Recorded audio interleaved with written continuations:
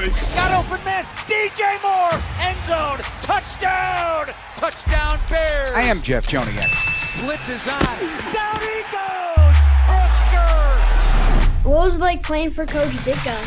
I don't want to answer any questions like that. Pressure coming. He's in big trouble. Down he goes. Montez Sweat. And etc.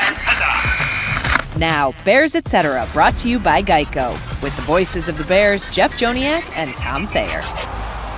All right, we got a post-holiday matchup at Soldier Field coming up against the Seattle Seahawks the day after Christmas. But for now, we'll recap the loss to the Lions and get ready for that Seahawks team battling for a playoff spot in the NFC with Tom Thayer, the Super Bowl winning Bears guard. I'm Jeff Joniak, and this is Bears Etc. episode 122. It's brought to you by Geico. Tom, how you feeling? I'm feeling good. Disappointed in the game. You and I, we talked all week about clean, complete for Caleb, and we had a good Caleb, but unfortunately, we didn't have a clean game at the beginning of the game. And the Bears are a team that has the existence where it's not necessarily playing a perfect game, but they can't give the opponents opportunities.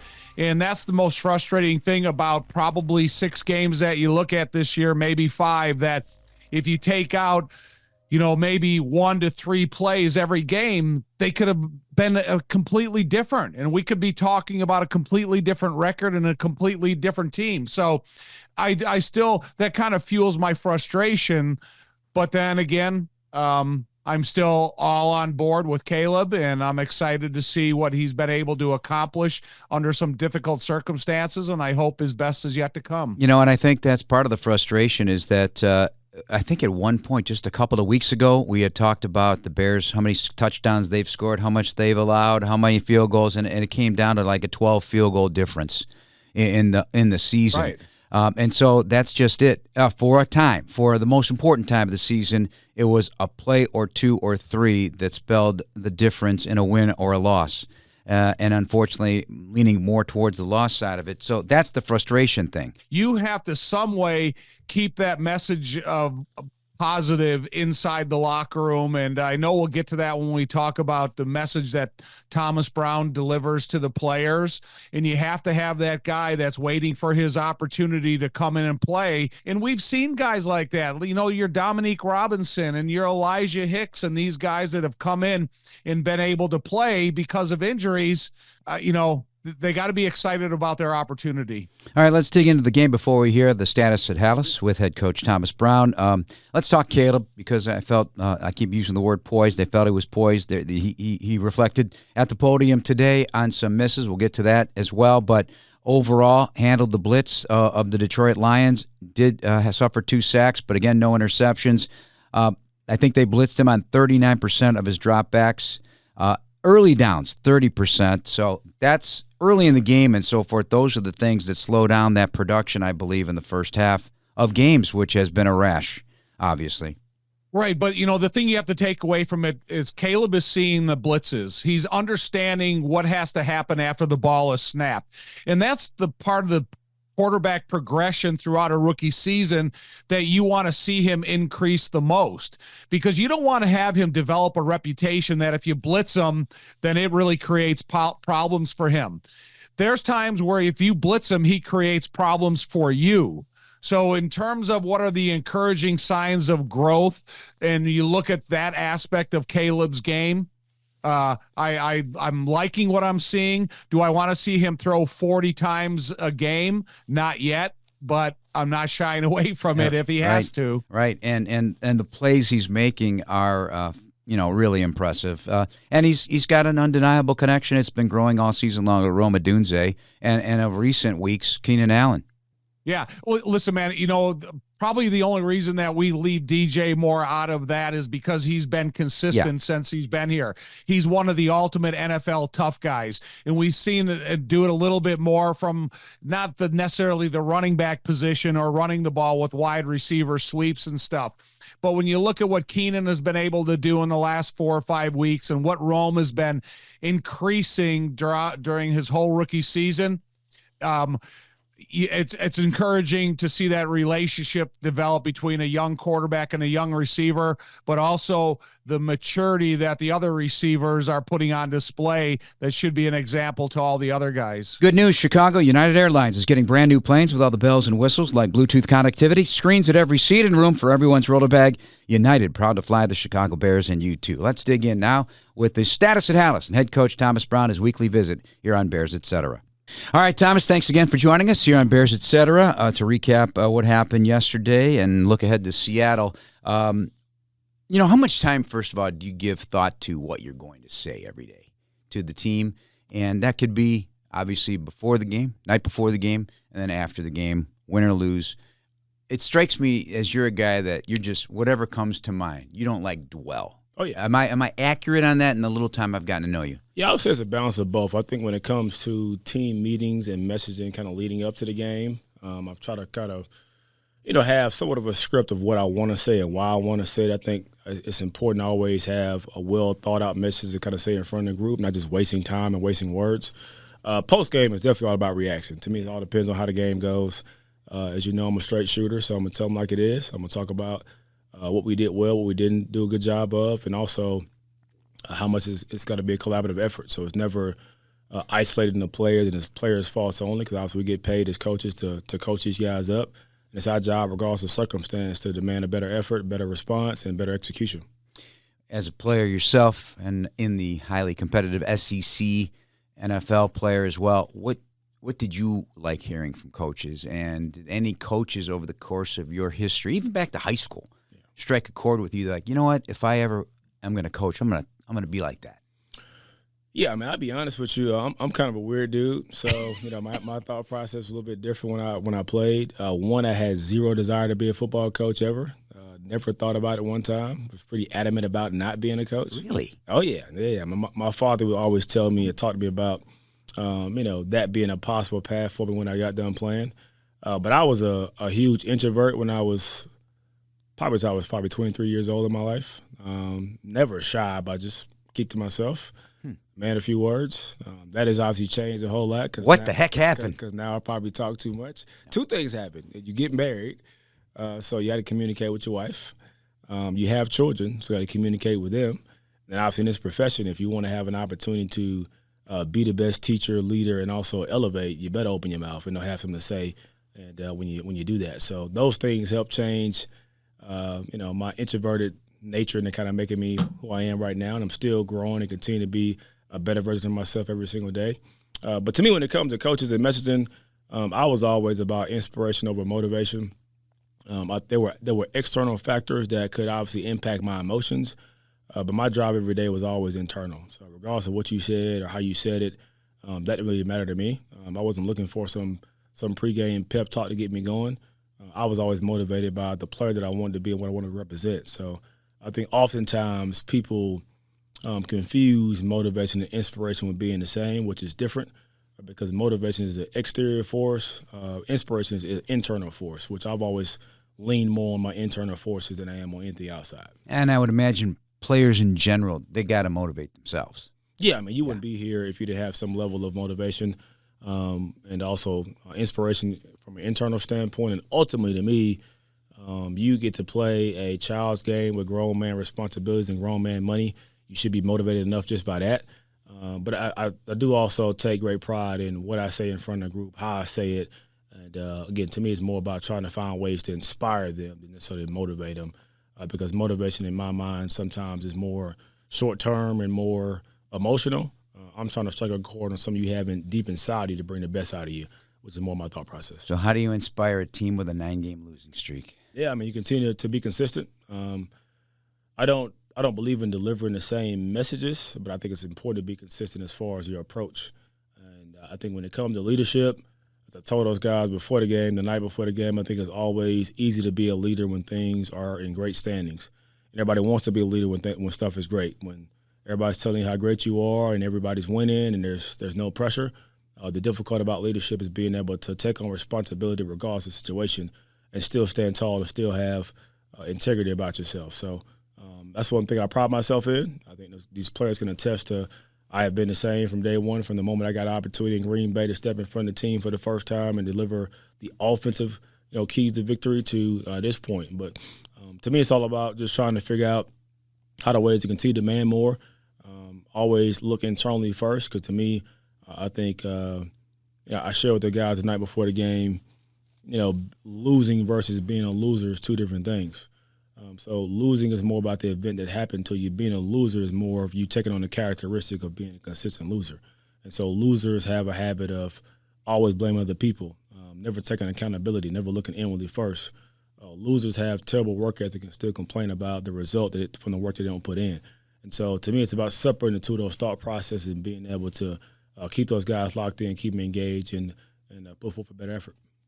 Are you seeing by body language and looking in a man's eyes that's on the upswing still despite the skid? Yeah, I think so. I think if you look at, from when things took over, obviously it was dramatic for a lot of people because there were obviously different – you have different tides of people you've been around. Yeah. And so we got 2 coaches we got fired in the season, and I think guys felt differently about it. I think it also changed the thought process about what the expectation level is going to be for the rest of the season when you end up firing 2 coaches in season. So I think it affects people differently. But I think if you look at the progression, even though we haven't gotten a result we wanted, from the San Fran game up until yesterday, we have been trending in the right direction in some ways, but also still plenty of things to clean up. I particularly look at young players in this because veterans, they've been through a lot. Sometimes they can just compartmentalize. Sometimes they isolate whatever they need to do to get ready to be a pro. Right. And so I was talking to Roma Dunze after the game, for example, on Marquee Sports after the game. And, yeah, he was upset about the fumbles, but, still has to come back and make the play. And he made several plays, and the trust in the trust in Caleb to him. Yeah. But afterwards, he had a pretty good positive attitude, right? Yeah. Owned it. But I said, it's not always going to be this way. Yeah. You're not going to be going through this league in this kind of situation, you know. So hopefully the young guys can see the light. Yeah, I think every player is different. You talk about the young guys in particular. That's probably one of the best ones to highlight because he's been extremely consistent throughout the entire year. Obviously, the 2 fumbles are inexcusable. 2 turnovers are inexcusable. But, again, what I do love about Rome is consistent. Rome takes accountability, and also Rome doesn't flinch. So when things don't go right, even from a practice standpoint, if you see him ever mess a rep up, he rarely ever makes the same mistake twice. So he was able to kind of rebound and move on past that, which is a true test of a future leader for years to come for this organization. But also what matters the most is when the biggest moments hit the stage, this guy's made a ton of them throughout this year. It probably would have been celebrated more if the result of the game was different. Yeah. Some of these kind of critical 2-minute drive calls, 2-minute plays, 4th down calls, and this winning one-on-one, separating, and making a critical moment at a critical time. Best thing about Caleb yesterday was you complete the sentence. He was consistent. I think continue to find ways to swing. I just said in the press conference a minute ago that shooters shoot, and he keeps shooting. So I'm going to continue to give him opportunities to shoot. I think I always try to find ways to guide him in the right direction, to keep him level-headed. And again, he's highly competitive. At times probably gets too emotional, and not in a bad way. But to me, I would always prefer to have that versus a guy who just doesn't really care about the effect. But always trying to find ways to manage emotions, right? Never getting too high, never getting too low. I think it's important to be critical and self-reflective, but also be able to give yourself the right amount of grace so you can move on past what has happened and get ready for a game in 3 days. Okay, offensive line. I mean, I don't even know what a coaching staff does. It's like you're doing what you can, but things keep on cropping up. And I feel for Braxton. Obviously, his season is over. Right. With the ankle. But then, just the sudden, we talk about defense and sudden change for an offensive lineman. There's no notification. Bam, you're in, and you got to go and deal with the best in the business on the edges every week. What's the best advice from an offensive mind like yourself for these guys right now? Because they're not playing next to each other very much. Yeah. I mean, to me, it's the importance of reps and also mental reps. There's no way in the world that anybody has an opportunity to get every single look of what might happen and transpire throughout a game. It's virtually impossible the amount of time that we have, particularly if you're just now stepping into a major role that you haven't been in before. Obviously, O-line is a developmental position. It's also a spot of continuity, and we haven't had that, which is which is tough for a number of different reasons. But to me, my advice would be to be where your feet are, right? So don't worry about the game because the game isn't here today. Today it's about being able to be locked in for the team meeting at 12:45, be locked in for the offensive defensive meetings, to be locked in and engaged for the walkthrough, and all those reps will kind of end up leading towards you being at your best on game day. So when that time comes, you can be at ease, be at peace, and just cut it loose and keep swinging. All right, let's look at Seattle. The Bears defense going to deal with Geno Smith, the veteran. But, I looked this up. He has thrown 13 interceptions under pressure. That's the most in the NFL. So is that going to be the key? Yeah, I think most quarterbacks are the same. I think if you affect them, it affects the way they throw the football. I think if you can get to them early in games and hit them, most guys, I don't care what they say, will get rattled to some degree. But obviously Geno is a veteran, really good football player. They do a really good job of mixing up different looks from an offensive standpoint, using motion, using tempo. And they have a ton of talented guys on the outside. So understanding how to win matchups is going to be a big part of it. But I think the rush and coverage always plays together. So those things are kind of tied together hand in hand. So I think being able to understand how to pick and choose our spots to bring pressure to affect the quarterback, but also when we're not bringing pressure, got to get home before. They got backs, they got tight ends, but they got a guy that seems almost uncoverable at times in DK Metcalf. Now, I know Jackson Smith-Njigba's tearing it up, top 5 in the NFL in a lot of categories, but with a guy so big, so fast, so different, what's the challenge? Yeah, I think the size speed combination is the biggest challenge because obviously if you just had one of those things, obviously guys that can run fast is one, but a guy that can be physical at the top of routes who can also box you out and play grass basketball on top of having world-class speed can be difficult. But I think the understanding of our guys to accept the challenge no matter who's going to be lined over top of them, but also we mix up things from a coverage standpoint. So we have a good use of single high coverages. We're playing zone behind it, playing man behind it, but also putting an umbrella over top of them, playing some shell as well. And lastly, Mike McDonald, you guys go way back to, you enlightened me this morning, way back to University of Georgia, so I looked it up. So you were in strength and conditioning at that time? That was my first. And he was an intern. He was. It was my first job. So humble beginnings for both of us. But Mike has been a real dude from the beginning. Obviously, kind of just followed him throughout the years. We kind of stay in contact here and there from time to time. But a bright coach. Congrats to him again on getting his first head job opportunity and a tough division, but a winnable division, and getting his team going in the right direction. So looking forward to battle with him. We'll obviously probably say some hellos before the game starts, but once the game starts, we'll obviously go do some battle on the grass with our players and see what happens. In NFL coaching terms, 2 young guys. He's the youngest head coach in the NFL. He is. You're right behind him a couple of years, 38. He dethroned Don McVay. Don McVay was the youngest for 7 years in a row, which is impressive. Just really good football coach, really good person as well. So other than Thursday, I wish him the best. All right, and try to have a nice holiday. Thank you. I appreciate it. You too as well. All right, appreciate your time. Kind of an interesting story and a background, how he got into coaching and his personality and whatnot, but I really do appreciate his frankness, though. He does not sugarcoat a thing. Me too. That's the one thing I've always liked about him the most, and I like him more every time I hear him talk. And because it's not going in there with a bunch of pre-prepared questions, he's kind of talking from his heart, talking from his experiences, telling us that he was a introverted guy at 23 years old and kind of came out of his shell. And the fact that he was a strength and conditioning coach early in his career, because I think it's almost you need to work every level of the NFL in order to become a head coach. So I still enjoy what I hear out of Thomas. And the only thing I would like you to ask him, and for the audience, now that he's called a couple games from the field as opposed to calling a couple games from the booth, the pros and cons of each. And I would like to hear his explanation, because I think it would be fascinating, because it's something that we've all wondered about. And so, maybe you could just present that question to Thomas without telling him that beforehand, and see what his immediate answer is. Hey, when you in your era, did those guys handle the sidelines, or they go upstairs? Personal preference. Yeah. There was nothing that they had to go, upstairs and call it down the sidelines. The communication involved in that has changed so much. Before, when they would take still pictures and then slide them down a clothesline from the press box to the sideline, that was your video evidence that these guys now can go right to their tablet and look at real time exactly what your opponent is doing, the corrections that you need to make, the adjustments that maybe an offensive line coach is trying to look at all 5 guys instead of just one person. So it's all about personal preference and experience that you have in terms of, how you want to call the game.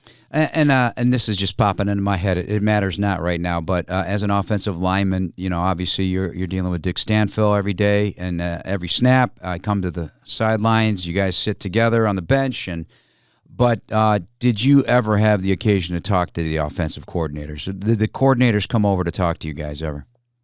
No, rarely to never. Yeah. The only thing I would do is get yelled at by Ditka if I made a mistake coming off the field on my way to get yelled at by Dick Stanfill. Right. It was kind of a double-edged sword from sideline to the bench. All right, another guy who's been very frank and honest and open with everything that's gone on, and with a very delightful delivery to do so.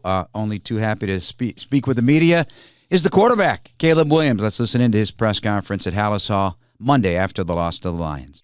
We got to find a way to secure that ball, whether it's between myself or Rome. But I will say that I could have gave him a better, I could have gave him a better slot for the ball, putting it where it needs to be. I think it was a little bit too much on his hip, from there it gets pretty ugly. So when Rome was drafted, he had a reputation about being able to catch the contested balls, 50-50 balls. He's obviously proven that. Why do you think he's so good at it, and how much confidence do you have in him when you just throw it up like you did yesterday? Yeah, no, I have all belief in him. Even after that one mistake between him and I, and then him catching that pass, and then, fumbling again, walked over to him, dapped him up, told him I'd come, right back to him, and we did just that. So, having belief in him, I've seen him do it. I didn't watch it on YouTube or anything. I've actually seen Rome do that in games versus us when I was in college. So, watching him live to watching him in his YouTube, videos and things like that to, seeing him here, with us through camp and games and things like that. He has a reputation for a reason, and he's pretty consistent. So, anytime we get a chance to have a one-on-one with Rome, I have full, belief that, at the least, it's going to be or at the most, it's going to be an incompletion. And so I have all belief and faith in him every single time that ball goes up in there. You know how excited you were the night that you guys were both drafted. You find out a couple picks after you. Like, how vital has having him here been for your growth as a quarterback? Yeah, it's been great to be able to have a young guy with me like Rome. Spectacular person, spectacular player.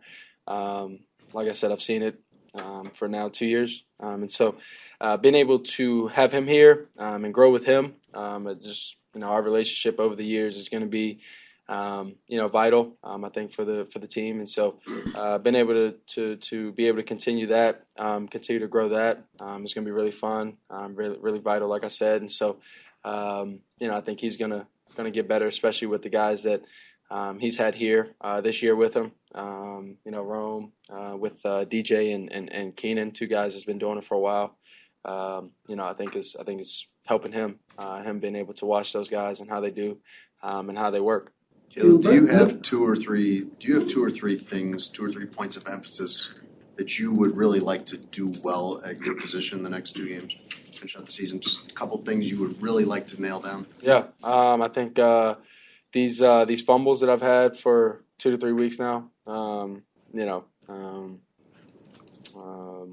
think turnovers are, they're obviously a part of the game, but trying to eliminate those only helps our chances of winning. So I say that's one. Being able to just keep being efficient the most that I can, and that doesn't just mean when I throw the football. That's with all of the alerts, the time, the play clock, making sure cadence and things like that, helping offensive linemen out, whatever the case may be, alerts, all of that. So I'd say I gave you around 4 or 5 things right there. Well, the ones you just mentioned, the cadence, the alerts, the things you're doing at the line of scrimmage. Mm-hmm. Can you help me understand how much, I don't know if easier is the right word, but like how much more comfortable you are with all that? Yeah, I would say all that comes to you now compared to a couple months ago. Yeah, no, I would say I'm a lot more comfortable with that. Getting up there, being faster with the cadence and things like that. Getting up there, sending them, the motions of when they need to be snapped or when they, sending a motion and using my cadence with the motion to be able to undress, to be able to, figure out what they're in or figure out, what they're about to do or have an idea at least. And so I think through this year and through this time, I think I've gotten more comfortable and actually a lot more comfortable, I feel like, with those things. Caleb Braxton Jones is out for the year, and Tevin's hurt, and continuity's been an issue with the offensive line. Just curious, is there such a thing as a quarterback kind of being connected or in rhythm in sync with his offensive line? And has that been an issue? And do you think, and if so, is that something that really needs to improve? Next year, looking ahead.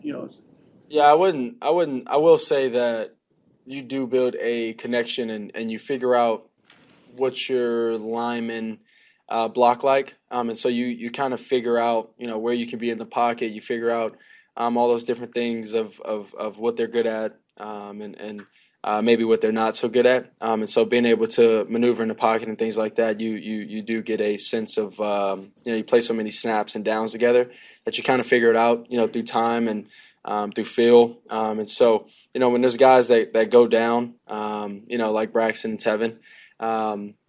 I wouldn't say. I'll be honest with you. I think the guys that they came in, I think they did a solid job when they came in, and throughout this whole season, I think the guys have done a solid job when our guys have gone down. So I wouldn't say that it's been a complete deficit, because obviously it's a part of the football game. It's a part of football as guys going down, and the next man has to step up and do the job just as well or better, and that's the goal of when that happens. But being able to have those guys step in, being able to have things like that, and them do a good job, and all of that. I think, to be honest with you, I think that's what they did yesterday. But it sucks having our guys go down, because yes, you do kind of get a feel for how your linemen block and how they block together, and so having those 2 guys go down. You don't have as many reps with a couple of other guys. It does in a way you kind of you don't lose the connection, but it's a little different. You obviously made a ton of good throws in this game. Yep. And I know we've zeroed in on the beginnings of games just about every week. I know this is micro, but that first throw. Yeah, it was frustrating. Keenan. Yeah, it was really frustrating. Keenan ran a great route, ran up, pushed, didn't push off, but ran up, pushed up on his route, snapped off, and the ball was just a little too much juice and a little too far behind him, so he couldn't react, and frustrating, definitely frustrating, but got to find a way. Anything stick out about what he said? No, he's just a mature guy that says it in a real honest and open way, and he likes. You get the developing relationship between he and Rome. And I think that we talk about that a little bit more because they are 2 incoming rookies. From the night that we are introduced to their experience on draft night to where they stand today. And I think when you have the opportunity to be a young quarterback and listen to the experiences of guys like Keenan and Rome, Keenan and DJ, you're super fortunate to have that. But it's also, living through the only reason I'm using the word struggles of the offensive line is because of the amount of injuries they've had.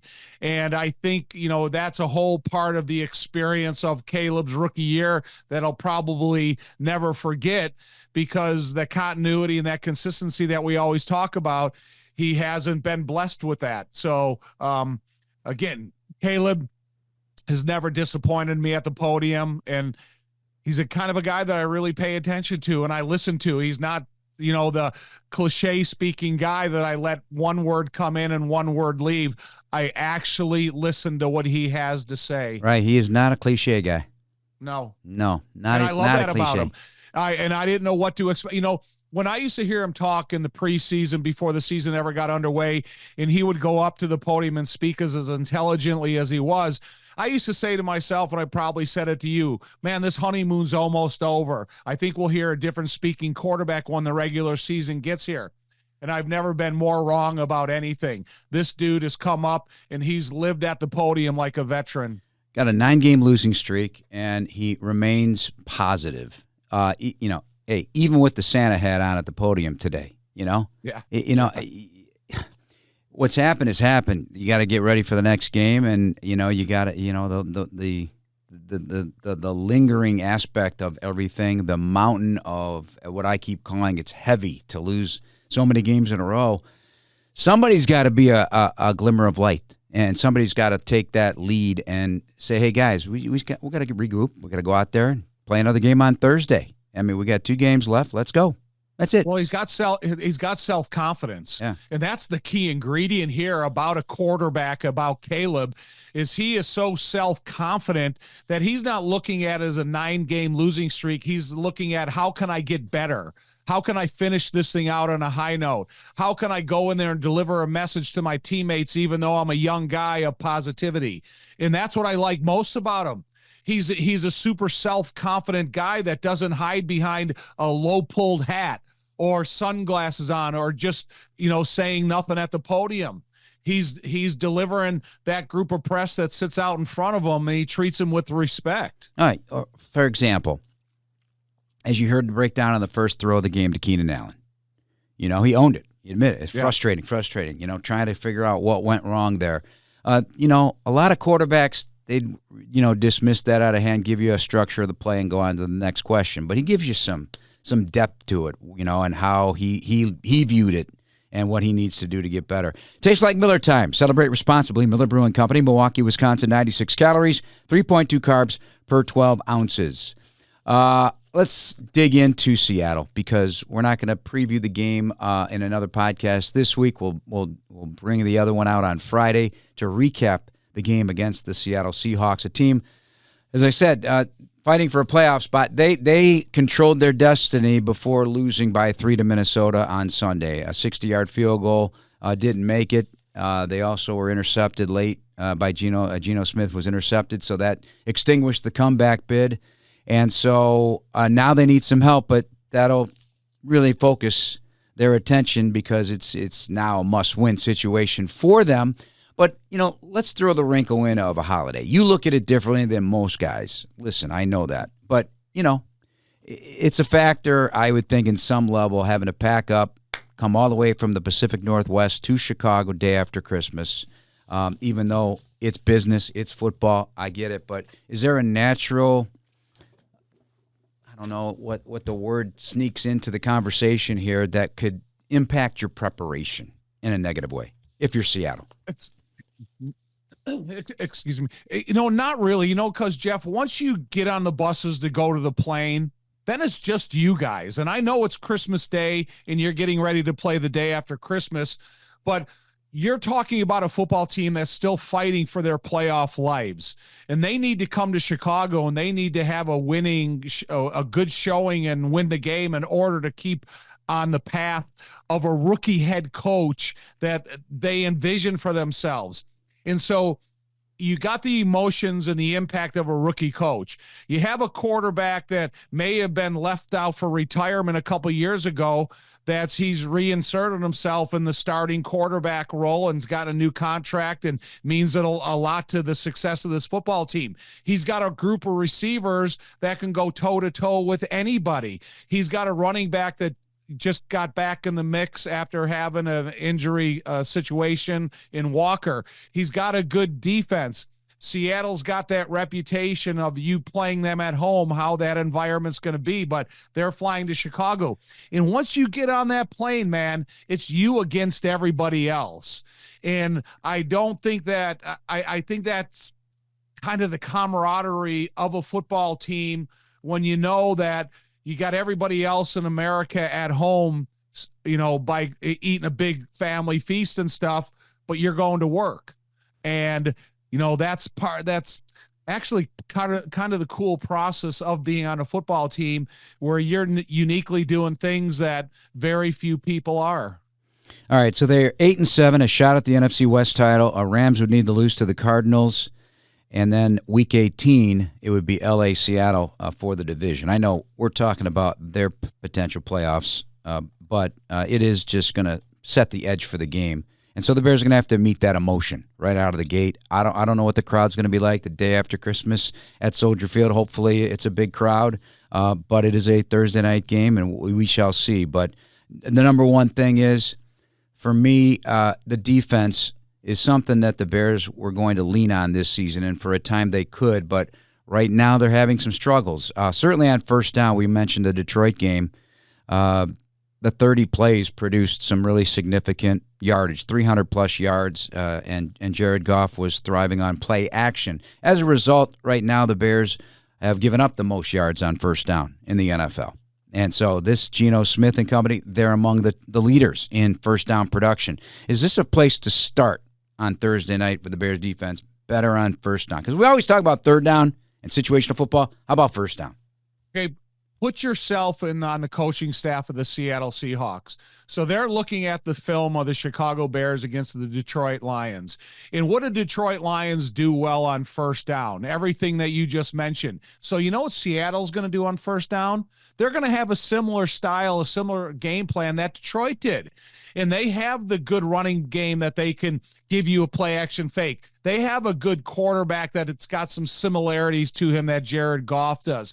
They got some big time receivers and tight ends that if they see somebody susceptible to being faked out by a play action fake, that they have a receiver that they can go to. So until you cure that, that's what you're going to face week in and week out. And so I think the Bears, if they can put Geno Smith in an uncomfortable position after he gets through as a play action fake, and then you can kind of challenge his fundamental throwing position, then maybe that's when you get the interception. That's when you make the play. So again, you're going to have to put up with what was just done against you well and get it stopped. Have a new or gently used coat laying around? Head to your local Jewel Osco until February 10th and donate one of your new or gently used coats to the 36th Annual Chicago Bears Coat Drive. Help keep Chicagoans warm this winter. Geno's thrown 13 interceptions of his 15 under pressure. That's the most in the NFL. Interceptions under pressure. And I know that's been a topic for you in recent weeks too. And me too. Create the pressure that can, affect the quarterback. That's what this league's all about. You have to protect your quarterback and affect the opposing quarterback. And I think offenses are doing some things, especially to the edges, that take away that ability to consistently affect from the outside. And on the inside, I don't know what Javon Dexter's situation will be for this game, but there are some guys, doing some good work inside. I mean, we don't talk about Byron Coward ever. And, of course, Chris Williams, he's getting like 20 snaps on average a game, but I think he's got the fifth most defensive snaps now on this team. They're creating some, but can they create enough to cause Geno to give it up? Well, you got Pickens and Ford as well on the inside of that defensive line. DeMarcus Walker has that versatility. So I think it's about keeping a fresh defensive line in there so they can play as aggressively and as quickly as they possibly can to win those battles up front.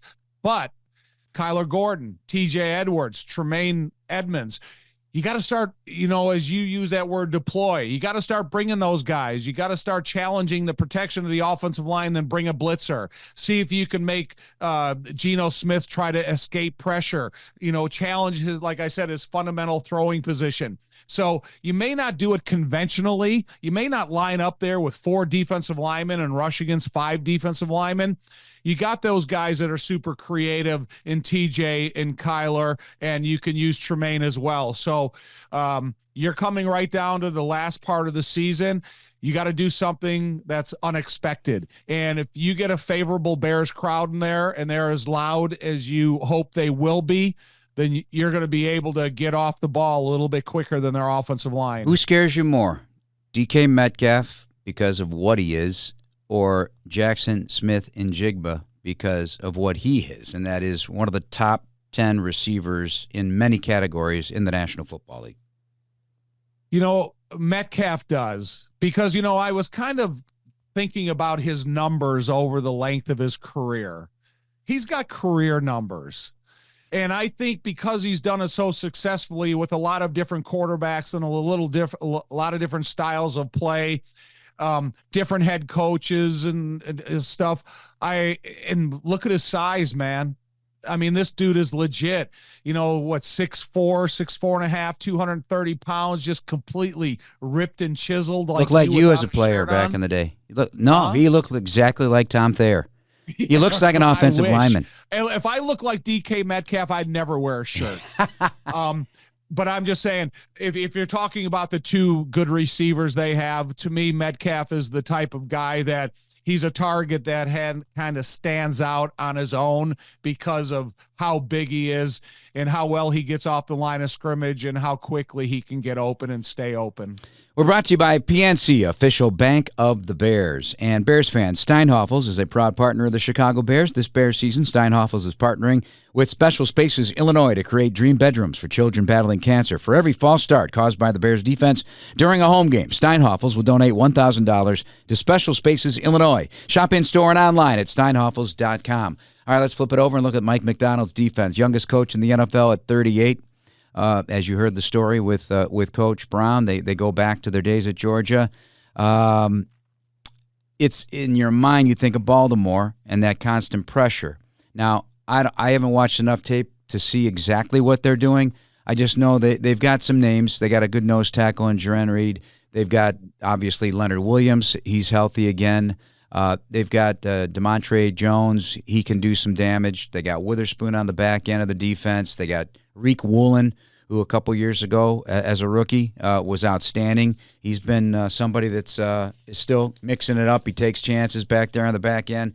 What's your overall look at this defense? I think there's a bunch of different guys that we're going to have to keep an eye on in this matchup to try and stop. Well, again, I got to take the look from the Seattle Seahawks defensive coaches and scouts. And what am I looking at on tape? What do I think are the deficiencies or the vulnerabilities of the Bears' offensive protection and the blocking up front? And then that's where I start my game plan. Because when you talk about Leonard Williams, this dude is a mountain of a man. He's a big guy. He's a good athlete. He runs well. He's kind of built a new home in Seattle after being in New York. And it's, this defense is always kind of had a reputation because when they play at home, it's so loud there that they kind of display a different sense of quickness than you see when they're on the road. And I do think they're a blockable group. And so the creativeness of Caleb, the way Thomas Brown see his play calling against what this defense is going to be offered, it's going to be about the offensive line. In how the offensive line can increase the production within the running game. Last week they had 59 yards rushing. You probably got to almost triple that against Seattle. And then the protection, and see if there's a vulnerable defensive back, a safety that you think if we get the right matchup, this is a guy that we can go to multiple times. And that's what I would like to find, is that one receiver, and even include Cole Kmet there, if we can go to him multiple times for Caleb. 3-4 defense, a couple of old Bears on this roster, Travis Gibson and Roy Robertson-Harris, whom the Bears faced in Jacksonville, in London. Uchenna Nwosu is an outstanding linebacker and an edge guy. He'll come in and cause some grief as well. And I mentioned Devin Witherspoon from the University of Illinois. And Julian Love. Still living in the Chicago area, Notre Dame guy. That's on the offensive side of the ball. So interesting selection of names here to look at for this team. A 3-4 defense, Tommy. 3-4 defense coming to town. Yeah, but, you get a new head coach, the first thing he wants to do is try to bring in as much of his own personnel as possible and see who are the guys that are keepers once he gets there. And, one thing I think about a 3-4 defense is play action and running game, because when you have two linebackers that are playing off the ball, that means two offensive linemen should have running starts at a guy that's smaller than them and that's movable. And again, I'm just talking about 4 to 5 yards of carry, and I think that's what 3-4 defenses allow you today. And then play action passing, because when you talk about 3-4, you're talking there's a linebacker that you're going to be responsible for, and there's 3 down linemen. And so now there's sometimes when you have 5 guys blocking 3, 5 guys blocking 4. So that should be a winnable battle for your offensive line, and give Caleb that extra 3/4 of a second that could really help his production and his identification. Seattle's the most penalized team in the NFL on defense. Most yards, most penalized. Does this create opportunities for Caleb with the 50-50 ball? Well, why not? They're throwing a lot of flags. I was begging for that last week. I think if you have a guy that can be an accurate downfield as Caleb can, then you have to find a primary target with one-on-one coverage responsibility, and then put the ball into a catchable area for the receiver, and then challenge that defensive back what he wants to do. When you see the touchdown catch by Keenan last week, or the big 4th down catch by Rome Odunze, they have these guys on staff. They have them aboard, and then throw DJ Moore in there. Somebody, Jeff, is going to have to be man-to-man single coverage. No question about it. I like your enthusiasm and your excitement level. Hey, you're ready to go right now. This is a Monday, and I can't wait to Thursday. and I don't know if it's just how I feel about the development of Caleb, or just to see the return on the opportunity these guys have. All right, we're brought to you as well by Blue Cross and Blue Shield of Illinois, right here at home, driving access toward healthier communities through it all. All right, so Bears and Seahawks, we'll have it for you 7:15 on ESPN 1000 and the Bears Radio Network. Special thanks to head coach Thomas Brown. For Tom Thayer, I'm Jeff Joniak. Thanks for listening, everybody. Please subscribe now in the Chicago Bears official app, Apple, Spotify, YouTube, or wherever you get your podcasts. And Merry Christmas to all, and Happy Holidays to everyone. Bear down.